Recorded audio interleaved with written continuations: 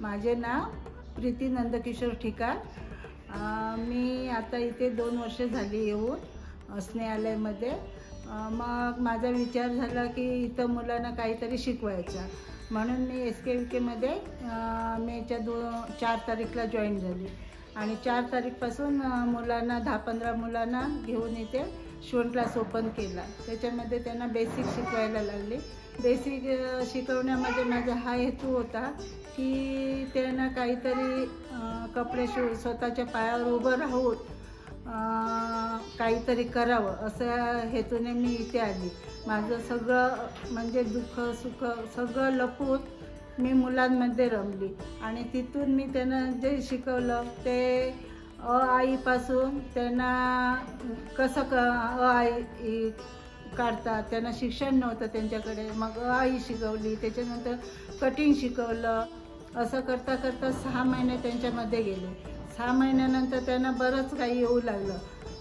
तसं बघायला गेलं तर स्वतःचे कपडे त्या मुलीने स्वतः तयार केले आणि आपल्याला हे करायला लागले, घालायला लागले। असं करता करता 6 महिन्यानंतर परत माझा विचार झाला आता ह्यांना काहीतरी शिकवायचं। मग आता काय शिकवलं बरं, म्हणून मी राख्याचा कोर्स चालू केला।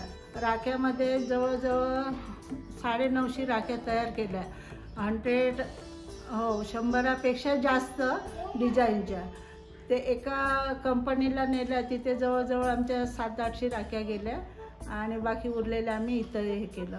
नंतर आता तेवढ्यावरच झालं नाही, मग काय आलं, सण दसरा आला, तर दसऱ्याला आता काय करायचं, तर तोरणं करायचं।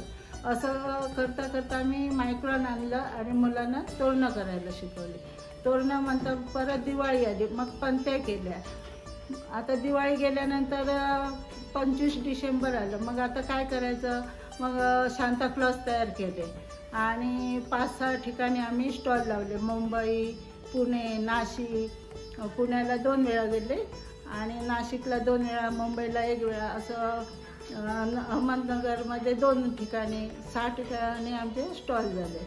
तर आता कसं व्हायला लागलं, आता जास्तच काहीतरी करायला पाहिजे म्हणून पिशव्या शिवायला घेतल्या। त्या पिशव्या आता जवळजवळ 15 पिशव्या आपल्या लंडनला गेलेल्या आहेत, त्यांच्याकडून आता पुढे त्याचं हे येईल त्यांचं।